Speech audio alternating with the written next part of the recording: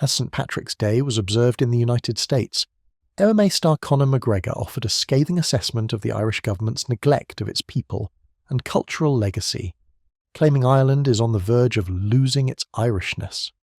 Ireland is at the cusp of, potentially losing its Irishness, and I'm here to raise the issue and highlight it. McGregor did not stop at criticising the politicians of his native nation, though. In the same breath, he turned his attention on UK Prime Minister Keir Starmer, implying both governments have disregarded their duty to restrict illegal immigration, therefore leaving common people abandoned. Make sure to like and subscribe. From McGregor's vantage point, Ireland and the UK have both failed to defend their own people, spending money on overseas issues rather than focusing on crumbling domestic borders.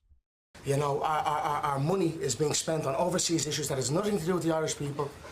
Let's examine McGregor's contentious remarks and how they relate to Starmer's alleged incapacity to control mass migration throughout the UK and Ireland. McGregor argued fervently about the links between Ireland and the United States while standing outside the White House. He praised the 40 million Irish Americans who say Ireland is their ancestral country. So it's important for Ireland to have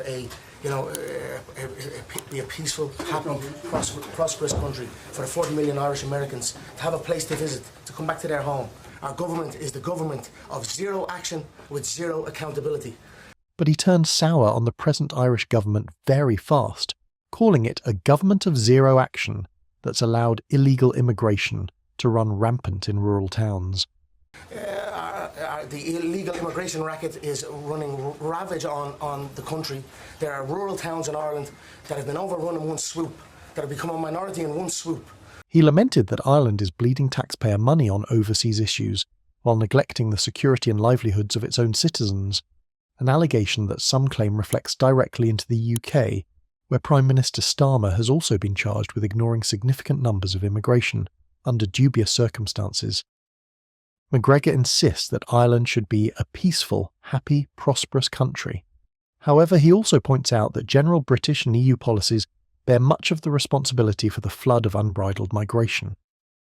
Though nominally independent, McGregor's warning reaches Keir Starmer, whom he regards as cut from the same cloth, a leader who hides his head in the sand on border control. I'm here to raise the issues that people of Ireland face. And it'll be music to the people of Ireland's ears, because never on the main stage has the issues the people of Ireland face been spoke. Why target Starmer? Particularly across the English Channel, the Prime Leader has come under fire for allegedly failing to halt unprecedented rates of illegal immigration in the United Kingdom. Let us now hear what Keir Starmer had to say about this.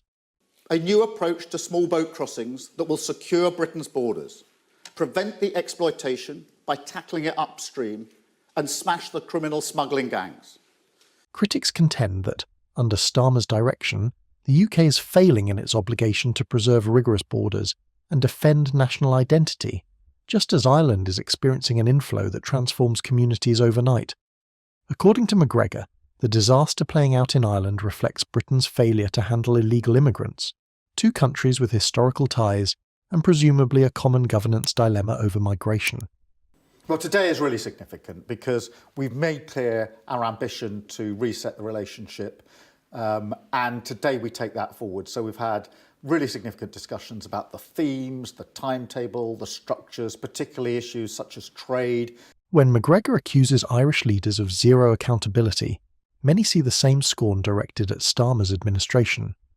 Political commentators note that Starmer has regularly run afoul of detractors on ideas for immigration reform and border security.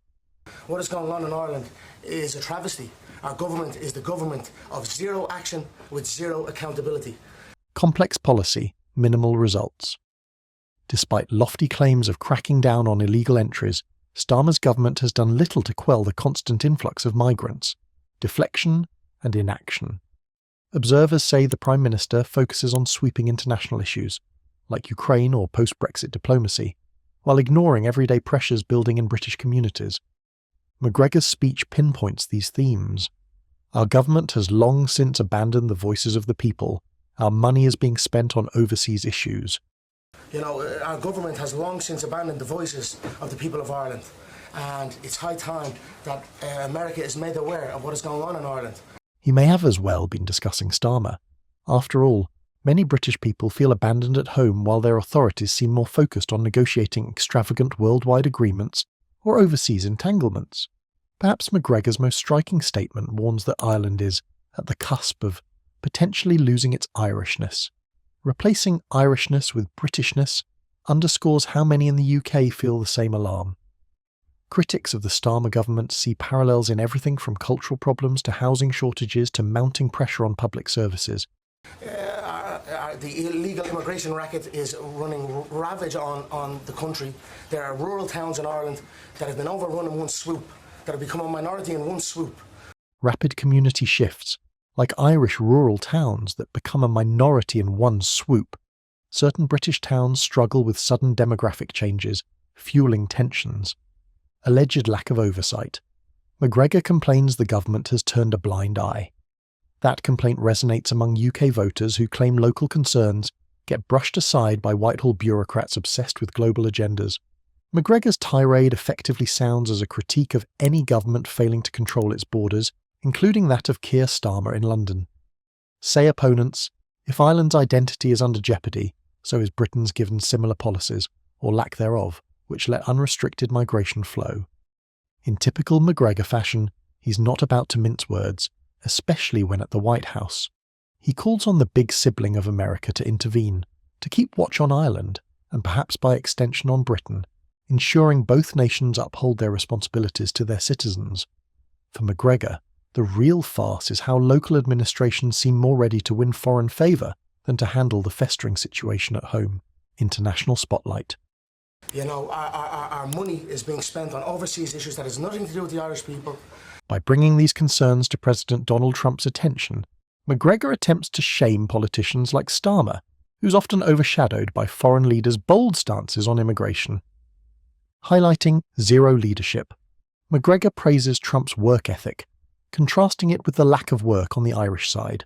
The implied subtext? Starmer too is failing to put in the effort needed to protect borders and communities. The show attacks Starmer's reputation, depicting him as a leader who, like Ireland's Taoiseach, neglects his obligation to put civilians first. McGregor's rant ultimately centres on illegal immigration, a problem many attribute to ineffective government on both sides of the Irish Sea. He wants Americans, especially the vast Irish-American community, to grasp how foreign arrivals may be crowding out local populations in rural Ireland, changing entire towns overnight. Observers note a striking echo of arguments levelled at Starmer's UK government. Empty political talk. Starmer, like Irish officials, stands accused of endless rhetoric but no firm policy to handle migration. Misplaced spending. McGregor references money spent on overseas issues at the expense of domestic well-being. Critics say Starmer's government too invests in broad global engagements while ignoring the frontline fiasco of uncontrolled arrivals. A threat to cultural identity. If Ireland is losing its Irishness, Britain faces a parallel fear of losing its Britishness, as many see no sign that Starmer intends to clamp down on unlawful entries. Keir Starmer's harsh comments are unknown if he will accept them or attribute them to the fighter's public character. The more difficult question is, if an Irish star exposes bad government on international platforms, so can UK critics empowered by McGregor's directness. Starmer cannot ignore the increasing discontent about immigration policies anymore.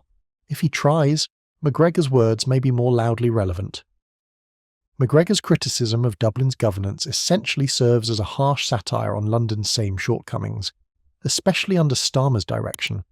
Public resentment of both administrations for not acting forcefully to safeguard culture, control borders, and guarantee local communities are not neglected in favour of some global or EU-driven narrative is growing. Unexpectedly, Conor McGregor's White House diatribe on the inaction of the Irish government on illegal immigration has leaked into UK politics and doubled as a scathing attack of Prime Minister Keir Starmer. McGregor paints a stark image. Local populations feeling abandoned, an influx of outsiders changing communities overnight, and leaders more invested in grand gestures than real solutions. For Starmer, already struggling with internal party strife and a restless electorate, McGregor's public comments highlight a clear weakness. Although the flamboyant MMA star may not be a traditional political figure, His direct approach speaks to many Brits disappointed by what they perceive as Starmer's weak border control efforts.